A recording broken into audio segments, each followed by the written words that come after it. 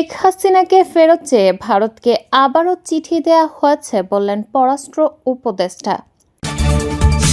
বাংলাদেশের নতুন সরকারের সঙ্গে কাজ করতে আগ্রহী ভুটান বললেন মির্জা ফখরুল। হাসিনা ভারতে পালিয়ে গিয়ে অপতৎপরতা চালানোর চেষ্টা করছেন। মির্জা ফখরুলের সমালোচকদের একহাত নিলেন মেয়ে শামারুহ। এতক্ষণ শুনছিলেন সংবাদ শিরোনাম, এখন থাকছে বিস্তারিত। জুলাই গণ অভ্যুত্থানে ক্ষমতাচ্যুত হয়ে ভারতে পালিয়ে যাওয়া সাবেক প্রধানমন্ত্রী শেখ হাসিনা ও তার স্বরাষ্ট্রমন্ত্রী আসাদুজ্জামান খান কামালকে ফেরত চেয়ে ভারতের কাছে চিঠি পাঠানো হয়েছে বলে জানিয়েছেন পররাষ্ট্র উপদেষ্টা তৌহিদ হোসেন। পররাষ্ট্র মন্ত্রণালয়ের সাংবাদিকদের মুখোমুখি হয়ে তিনি একথা বলেন।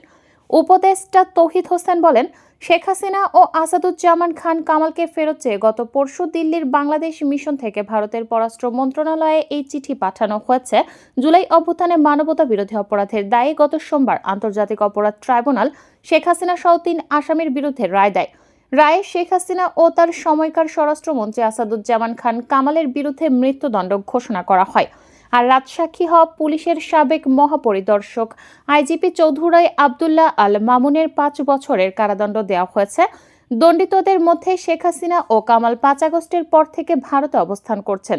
পররাষ্ট্র মন্ত্রণালয় আনুষ্ঠানিক বিবৃতি দিয়ে শেখ হাসিনা ও আসাদুজ্জামান খান কামালকে ফেরত দিতে ভারতের প্রতি আবারও আহ্বান জানায়। সেদিন সচিবালয়ে রায়ের প্রতিক্রিয়ায় আইন উপদেষ্টা আসিফ নজরুল বলেন, শেখ হাসিনাকে ফেরত চেয়ে ভারতকে ফের চিঠি দেওয়া হবে। নভেম্বর পররাষ্ট্র উপদেষ্টা বলেছিলেন, বিদ্যমান চুক্তির অধীনে ভারত দণ্ডিতদের ফেরত পাঠাতে আইনগতভাবে বাধ্য কিনা এ ধরনের প্রশ্নের জবাবে তিনি বলেন, বিষয়টি আইনগত ব্যাখ্যার উপর নির্ভরশীল। তিনি বলেন, আমার বোঝাপড়া হলো আদালত রায়ে দণ্ড ঘোষণার পর তাকে ফিরিয়ে আনা প্রয়োজন এবং আমরা ভারতকে সরকারিভাবে তা অবহিত করব। ভারত যদি শেখ হাসিনাকে ফেরত দিতে অস্বীকার করে তখন ঢাকা কি করবে? এ প্রশ্নের জবাবে তিনি বলেন, পরিস্থিতি দেখে আমরা সে অনুযায়ী ব্যবস্থা নেব। এর আগে পররাষ্ট্র মন্ত্রণালয়ের এক বিবৃতিতে বলা হয়েছিল, জুলাই হত্যাকাণ্ডে আন্তর্জাতিক অপরাধ ট্রাইব্যুনাল দোষী সাব্যস্ত করে মৃত্যুদণ্ড ঘোষণার পর শেখ হাসিনা ও কামালকে দ্রুত প্রত্যর্পণের জন্য নয়াদিল্লির কাছে আহ্বান জানানো হয়। এই প্রত্যর্পণকে ভারতকে করা চুক্তিবদ্ধ বাধ্যবাধকতা হিসেবে উল্লেখ করা হয়। বিবৃতিতে আরও বলা হয়, বাংলাদেশের সঙ্গে ভারতের বিদ্যমান প্রত্যর্পণ চুক্তির অধীনে 2 দণ্ডিতকে ভারতে আশ্রয় দেয়া অমিত্র সুলভ আচরণ এবং ন্যায় বিচার অস্বীকারের সঙ্গে সমান তালে বিবেচিত। বাংলাদেশ সফররত ভুটানের প্রধানমন্ত্রী শেরিং তোবগের সঙ্গে বৈঠক করেছেন বিএনপির নেতারা। রাজধানীর একটি হোটেলে বিএনপি মহাসচিব মির্জা ফখরুল ইসলাম আলমগীরের নেতৃত্বে একটি প্রতিনিধি দল তার সঙ্গে সাক্ষাৎ করেন। বৈঠক শেষে সাংবাদিকদের সঙ্গে কথা বলতে গিয়ে মির্জা ফখরুল জানান, ভুটানের প্রধানমন্ত্রী বিএনপি চেয়ারপারসন বেগম খালেদা জিয়ার স্বাস্থ্যের খোঁজ নিয়েছেন। পাশাপাশি ব্যবসা বাণিজ্য, জ্বালানি ও 2 দেশের স্বার্থ সংশ্লিষ্ট বিভিন্ন বিষয় নিয়েও আলোচনা হয়েছে। পাশাপাশি ব্যবসা বাণিজ্য এবং 2 দেশের সম্পর্ক আরও গভীর হবে বলেও 2 পক্ষ আশাবাদ ব্যক্ত করেছে। মির্জা ফখরুল আরও বলেন, ভুটান বাংলাদেশে একটি সুষ্ঠু ও নিরপেক্ষ নির্বাচন আশা করে। তিনি জানান, যেই সরকারি ক্ষমতায় আসুক সেই সরকারের সঙ্গে কাজ করবে বলে মন্তব্য করেছেন ভুটানের প্রধানমন্ত্রী। বিএনপি মহাসচিব বলেন, আগামীতে বাংলাদেশে যেই সরকারি ক্ষমতায় আসুক সেই নতুন সরকারের সঙ্গে কাজ করতে ভুটান অধীর আগ্রহে রয়েছে। একই সঙ্গে কৃষি, শিল্প, গার্মেন্টস, স্বাস্থ্য ও অবকাঠামো উন্নয়নে ভুটানের সহযোগিতা অব্যাহত রাখার আশ্বাস দিয়েছে বাংলাদেশ। বিএনপি মহাসচিব বলেন, দুর্ভাগ্যক্রমে গত 10 বছর কিন্তু আমরা তাদের এই ফ্যাসিস্ট হাসিনাকে পরাজিত করবার জন্য দৃশ্যমান কোনো কাজ দেখিনি। ঢাকা বিশ্ববিদ্যালয়ের নির্বাচনে ছাত্রলীগের মধ্যে তারা ঢুকেছিল, শুনেছি, এগুলো জানা নেই আমার। অর্থাৎ ছাত্রলীগ সেজে তারা সেখানে ছিল।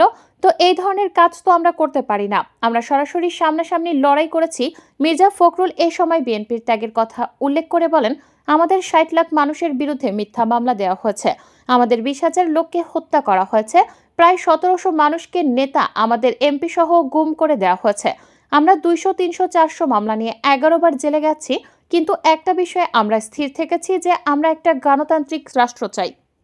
জামায়াতের সাবেক secretary general ATM Azharul Islam বলেছেন, ফাঁসির দণ্ডপ্রাপ্ত খুনি হাসিনা ভারতে পালিয়ে গিয়ে সেখানে বসে বাংলাদেশের বিরুদ্ধে অপতৎপরতা চালানোর চেষ্টা করছে। ভারত কখনো আমাদের দেশের মানুষের বন্ধু হতে পারে না। ভারতই একমাত্র বাংলাদেশকে আক্রমণ করতে পারে, তারাগঞ্জ বাজারে industrialist and businessman welfare foundation আয়োজিত ব্যবসায়ীদের সঙ্গে মতবিনিময় ও নির্বাচনী সভায় তিনি এসব কথা বলেন। এটিএম আজহারুল ইসলাম বলেন, ইসলাম বিদ্বেষী স্বৈরাচার শেখ হাসিনা আমাকে মানবতা বিরোধী অপরাধের মিথ্যা মামলায় ফাঁসিয়ে মৃত্যুদণ্ড কার্যকরের ষড়যন্ত্র করেছিলেন। তবে আল্লাহর অশেষ রহমতে আমার বিরুদ্ধে আনা অভিযোগগুলো মিথ্যা প্রমাণিত হয়েছে। তিনি আরও বলেন, দেশের স্বার্থে সবাইকে সচেতন ও সজাগ থাকতে হবে। দুর্নীতি, লুটপাট ও স্বৈরাচারের বিরুদ্ধে আমরা আপোষহীন। জামাত সবসময় জনগণের কল্যাণে কাজ করে এসেছে। জনগণের করের টাকা জনগণের কল্যাণে ব্যয় করা হবে। ফ্যাসিস্ট আওয়ামী লীগ সহ অন্য দলকে এতদিন ভোট দিয়ে কোনো কিছুই পাননি। শুধু একবার আমাকে দাঁড়িপাল্লা মার্কায় ভোট দিয়ে নির্বাচিত করেন, আপনাদের আমানতের খেয়ানত করব না। আইবিডব্লিউএফ তারাগঞ্জ উপজেলা শাখার সভাপতি মোশাররফ হোসেন লেবুর সভাপতিত্বে আরও বক্তব্য রাখেন উপজেলা জামায়াতের আমির এস.এম. আলমগীর হোসেন, ব্যবসায়ী শফিকুল ইসলাম, নাজিমুদ্দিন প্রমুখ। সাম্প্রতিক সময়ে আওয়ামী লীগের সব মামলা তুলে নেওয়া হবে বলার পর সমালোচনার শিকার হয়েছেন বিএনপি মহাসচিব মির্জা ফখরুল ইসলাম আলমগীর। তার এ বক্তব্যের একটি অংশ রিলস বানিয়ে সামাজিক যোগাযোগ মাধ্যমে ছড়িয়ে দেওয়া হয়েছিল। এবার সমালোচনাকারীদের কড়া জবাব দিলেন মির্জা ফখরুলের মেয়ে শামারু মির্জা। সম্প্রতি সামাজিক যোগাযোগ মাধ্যম ফেসবুকে এক হৃদয়স্পর্শী ও প্রতিবাদী পোস্ট দিয়েছেন শামারুহ মির্জা। এই পোস্টটি কেবল ব্যক্তিগত আবেগ নয়, বরং একজন জাতীয় নেতার দীর্ঘ রাজনৈতিক জীবনের ত্যাগ, সততা এবং দেশের প্রতি তার অবিচল ভালোবাসার এক প্রামাণ্য দলিল হিসেবে দেখছেন অনেকেই। একই সঙ্গে সাম্প্রতিক সময়ে মির্জা ফখরুলের বিরুদ্ধে চলা মিথ্যাচার, চরিত্র হনন ও মানসিক অত্যাচারের কারণ নিয়ে ফখরুল কন্যার তীব্র ক্ষোভ ও প্রশ্ন পুরো রাজনৈতিক অঙ্গনে আলোড়ন সৃষ্টি করেছে। শামারুহ মির্জা তার পোস্টে বিস্ময় সহকারে প্রশ্ন তুলেছেন, কেন ২০২৪ সালের আগস্টের পর থেকে তার বাবার বিরুদ্ধে একের পর এক ভিত্তিহীন অভিযোগ, চরিত্র হনন এবং মানসিক নিপীড়ন চালানো হচ্ছে। তিনি পরপর কয়েকটি তীক্ষ্ণ প্রশ্ন ছুড়েছেন, যার মাধ্যমে মির্জা ফখরুলের সততা ও জনস্বার্থের প্রতি অঙ্গীকারকে তিনি দৃঢ়ভাবে প্রতিষ্ঠা করতে চেয়েছেন। তিনি কি অসৎ? না। তিনি কি ঘুষখোর? না। তিনি কি জনবিরোধী? না। তিনি কি জুলাই বিরোধী? এ প্রশ্নগুলোর মাধ্যমে তিনি দ্ব্যর্থহীনভাবে বুঝিয়ে দিয়েছেন যে মির্জা ফখরুল ইসলাম আলমগীর কখনোই কোনো অসৎ কাজ বা জনস্বার্থ বিরোধী কর্মকাণ্ডে জড়িত ছিলেন না। শামারুহ মির্জার মতে, তার বাবা সবসময় ১৯৭১-এর চেতনাকে ধারণ করেন এবং একটি সুস্থ ও সুন্দর জাতি গড়ে তোলার স্বপ্ন দেখেন। দেশ ও জাতির প্রতি তার এই ভালোবাসা আপোষহীন। মির্জা ফখরুলের দীর্ঘ সংগ্রাম মুখর রাজনৈতিক ক্যারিয়ারের চিত্র তুলে ধরে ফখরুল কন্যা লেখেন, গত ৪৫ বছর ধরে তিনি দেশের বৃহত্তর গণতান্ত্রিক আকাঙ্ক্ষার পক্ষে অবস্থান নিয়েছেন। এই দীর্ঘ রাজনৈতিক পথ চলায় তাকে বহু ত্যাগ স্বীকার করতে হয়েছে, বারবার কারাবরণ করতে হয়েছে, ক্ষমতাসীন দলের ক্যাডারদের আক্রমণের শিকার হওয়া, এমনকি তার বাসভবনে বোমা হামলা হওয়ার মতো ঘটনাও তিনি পোস্টে উল্লেখ করেন। পোস্টে ফখরুলের জীবনের সততার কথা তুলে ধরেছেন তার কন্যা। তিনি লেখেন, ২০০৭ সালের তত্ত্বাবধায়ক সরকারের আমলেও তার বাবার বিরুদ্ধে মামলা করা হয়েছিল।